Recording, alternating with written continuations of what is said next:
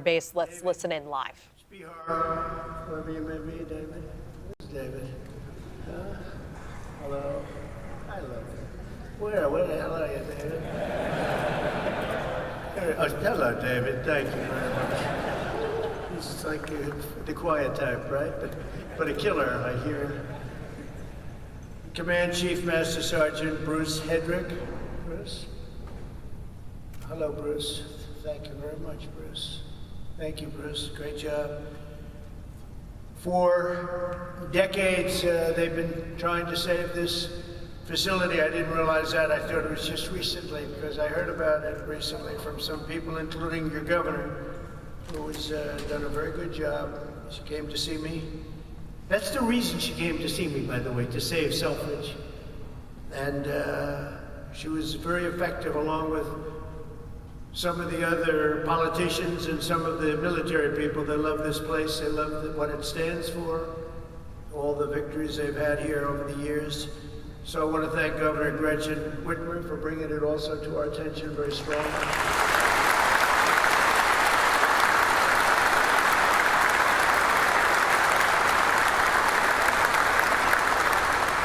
And you know, I'm not supposed to do that. She's a Democrat. They say, don't do that. Don't have her here. I said, no, she's going to be here. She's done a very good job, frankly, and she was very much involved with the Republicans. They worked together on saving it, and it was not easy. So I want to thank you very much, Gretchen. Good job. Thank you. Michigan House Speaker Matt Hall worked with Gretchen and everybody else. Thank you, Matt. Great job you're doing, too. John James, as you know, is right now working on the great, big, beautiful deal. I said, do me a favor, John, just stay back there and let's get your vote. Let's not worry about this today. But John was fantastic, as were all of the other representatives that you have that are right now in Congress working very, very, very hard, actually. And Michigan Senate Republican leader Eric Nesbitt, thank you very much, Eric. Thank you very much. Great job. Done a great job. But I want to thank all of the people that I just mentioned, but in particular, you know, when I look at the House members, they have been calling me all the time, so we got to get it done. And they worked along with Gretchen and some others, and you're going to be very happy with what I have to say right now. I also want to thank Michigan's tremendous Republican delegation, the whole delegation, the whole state, because they're back in Washington and they're helping our congressman, and they're helping us get the votes that we need, because I think if we get it, we have the biggest tax cut in history, and if we don't get it, you have the biggest tax increase. And for that, I will blame the Democrats, because we probably won't get any votes from Democrats. Only, not for any reason other than we're Republicans, and the Democrats tend not to vote anytime we vote. The whole thing is so crazy. But it'll be the biggest tax increase in history if we don't get it. And that's why the Republicans can do it, but they have to stick together, and I think they are, from what I understand, really sticking together. I want to thank also Speaker of the House, Mike Johnson, and John Thune, Leader John Thune. They have been working together, and with the senators and the Congress, men and women, and I think they've got something that's really, it's big league, and it's very important. The biggest bill ever, if we get it done, and I think we will. For decades, Selfridge Air National Guard Base has stood as a crucial pillar of North American air defense, just 20 miles north of Detroit, where you're going to have a lot of car factories opening very soon, by the way, I might add, with access to the largest military airspace complex east of the Mississippi. Selfridge is tightly integrated with the National All-Domain Warfighting Center. This airfield saw its first military takeoff all the way back in 1917. Can you believe that? Wow, wouldn't that have been a shame to close this great history for something else that wouldn't be as good? The Tuskegee Airmen trained here during World War II, and generations of Michigan patriots have served here with great distinction. Unfortunately, that proud legacy was put at risk by the retirement of the key aircraft based here, in particular the A-10 Thunderbolt II Warthog, which I hear is an incredible plane. I hear is an incredible plane. It's too bad. It's a long time it's been up there. I said, why don't we save it? I actually said that last time, and we did save it. I said that in my last term, and we did save it, but now it's coming to an end. But I hear the Warthog is incredible. We have support aircraft and also the KC-135 strata tankers. In recent years, many in Michigan have feared for the future of the base. They've been calling everybody, but the only one that mattered was Trump. They called Trump and we got it done, which represents $850 million in economic impact across the state of Michigan, and probably it could be much more than that as we expand it out, and creates thousands and thousands of good and important jobs, both in the military and civilian jobs. So Gretchen, that's a big economic, you're not gonna have too many economic development jobs like that. It's great. But today I've come in person to lay to rest any doubts about Selfridge's future and the vital role it'll play in our national defense. As Commander-in-Chief, I'm proud to announce that very soon we will replace the retiring A-10 Warthogs with 21 brand new F-15EX Eagle II fighter jets, the best in the world.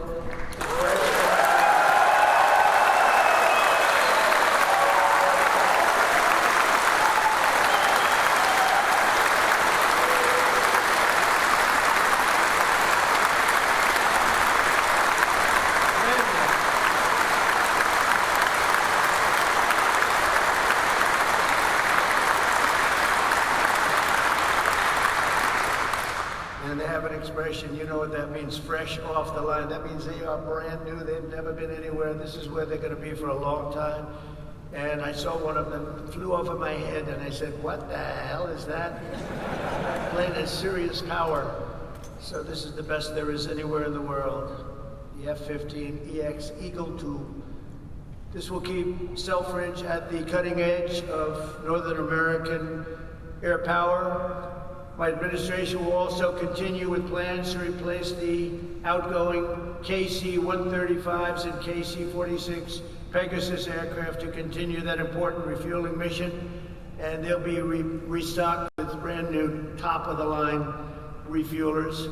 For generations, the men and women of Selfridge have always been here, and they've always been for us. Whether you're Republican or you're Democrat, they've always been for us. They've been for America. And under the Trump administration, we're going to be there for you. The previous administration was willing to surrender Air National Guard fighter units across the country by retiring aircraft that were not being replaced. We are replacing. But under the Trump administration, we're correcting that injustice, and that starts right here in Michigan, where we have a big commitment to Michigan and to the state, even beyond this. This is an exciting time for the United States military. Since November, enlistment numbers for every branch of the armed forces have surged. Recruitment is now the highest it's been in 39 years. Now, if you remember, you better hold on to those jobs or somebody will take them. Somebody will take those jobs. So hold on to those jobs. Don't leave that job. Who would have thought? Because prior to November 5th, which is Election Day, I was hearing that recruitment was so bad, it was so impossible, it was hard to get people. And this goes not only for the armed forces, for the police, for firemen. People are proud of our country again, big difference. But we had the worst numbers that we've ever had virtually. We couldn't get anybody, and now we're overstocked. We have waiting lists of people wanting to sign up and be with the military. They're proud of our country again.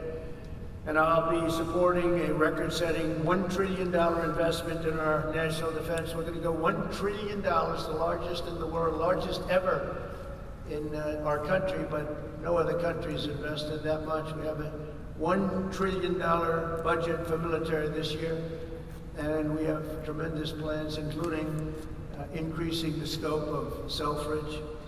I recently signed an order to begin construction of the Golden Dome missile defense shield to protect our homeland from missile attack. We're going to call it the Golden Dome. We had the Iron Dome, but somehow, Gretchen, Golden Dome sounds better to me. I don't know. Maybe it's not. What do you like better, Golden Dome or Iron Dome? What do you like better?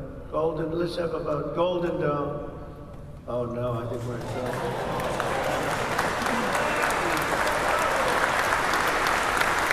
How about the Iron Dome? Good, keep it. Because we made all the changes already. Even the renderings look very golden, but beautiful. No, it's going to be incredible. The latest and the greatest. A lot of it's going to be made in Michigan. A lot of it is going to be made. The Golden Dome. You know, other countries have it. In particular, Israel has it, and we have a much more advanced, and theirs is very good. We helped do it. We did it. But we have an advanced version now that really is incredible what it does. We had a case study of 169. Out of 169, every one of them just shut down. And I think we're entitled to it, don't you? I think we're entitled to it as a country. America's military will soon be stronger and more powerful than ever before, and Selfridge Air National Guard Base will remain at the center of the action. And I just want to say we're building some of the greatest submarines and various other ships, but submarines in particular, we have a monopoly on great submarines. We're building the greatest in the world, most powerful machine ever built. And we're doing some things that are just incredible. In one way, you hate to do it, but in another way, you really have no choice. And we're fighting very hard on the China front and the Russia front with Ukraine and what's happening in the Middle East, and a lot of good things. You're going to be hearing a lot of good things. It's a shame. When I left office, not so long ago, we had no wars. We defeated ISIS in 3 weeks. It was supposed to take 5 years, they told me. Sir, it's going to take about 5 years. We did it in 3 weeks. Raisin Kane, he's now your top, you know, he's your top person. He's the head of the Joint Chiefs. And I did that because he was the one. He said, sir, we can do it in 3 weeks. I said, 3 weeks? They told me 5 years. No, sir, we can do it in 3 weeks, sir. And I said, let's see if you can do it, and he did it. He had a little time left over, actually. And ISIS was gone, totally defeated. And he's the man we wanted. That's the man I said, if I do this again, I'm going to put that guy in charge, because he did things that nobody else was able to do, and nobody else even thought it or even suggested. So very proud to have him head up the whole military operation along with Pete and some other great people. We're going to continue to play it. So I just want to say that Michigan, it's been my great honor to be here. I've had tremendous success in Michigan. Not all Republicans have, but I have. And not just this time either. We had we did tremendously well in 2020, and we did incredibly well in 2016. In 2016, they said it couldn't be won. You know, it couldn't be won, but we won, and we won by a lot. So it's a special place, and I don't forget my friends, and Michigan's been my friend. And I want to just thank everybody here. I want to congratulate you, actually, because there are a lot of people wanted this to happen to their neck of the woods, but it's happening for you. So congratulations, and God bless you all. God bless our military, and God bless America. Thank you very much. Congratulations, everybody.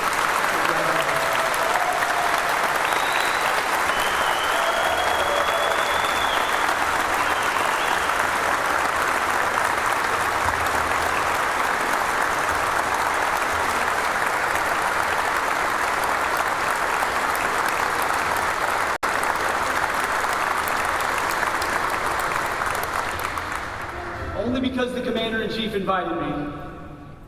Mr. President, thank you for restoring the warrior ethos inside our formations, for rebuilding our military, reestablishing deterrence around the world, and making Americans proud to wear the uniform. That recruiting surge we're seeing right now is because they know they have a Commander-in-Chief that has their back. That's my message to these men and women every single place we go. All I ever wanted when I was in combat was to know that my commander had my back, no matter what. And with Donald J. Trump, that commander has your back. And that means something to the men and women of America, and that's why we're seeing a record surge in recruiting. That's why we're locking down our southern border. That's why our enemies know we mean business, because we have a commander-in-chief that has our back, and he has the back of this base as well. God bless you all. Thank you.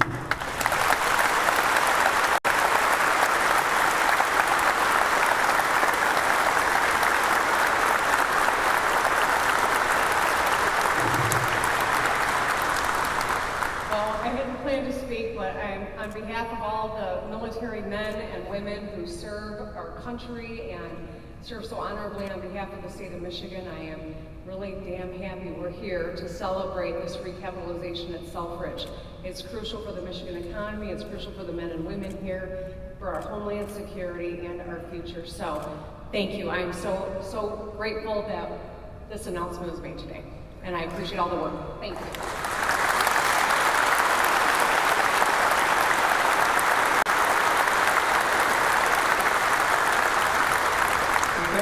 Thank you, Mr. President.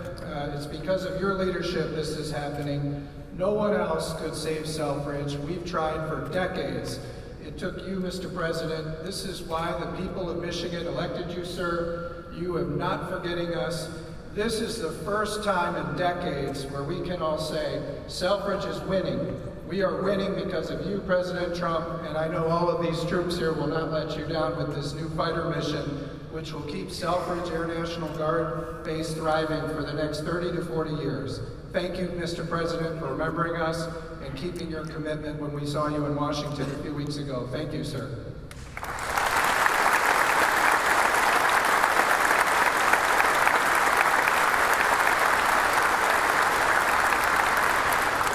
Well, Mr. President, thank you for coming to Macomb County. Thank you for coming to Michigan. And thank you for providing another important service of the F-15X. This means that these folks are going to be continuing on the mission for America for the coming decades. Because of your leadership, America's back again, Macomb's back again, Michigan's back again, and Selfridge will be leading the way. Thank you, Mr. President, for showing that leadership.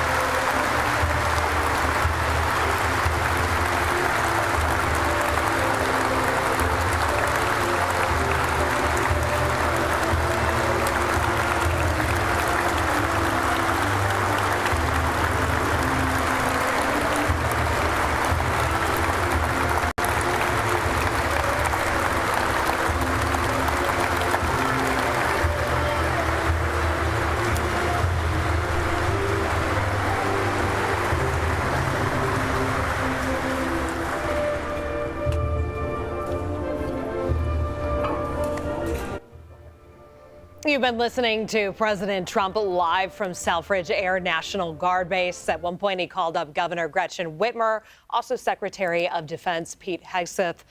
Big announcement, new fighter jets coming to the base there.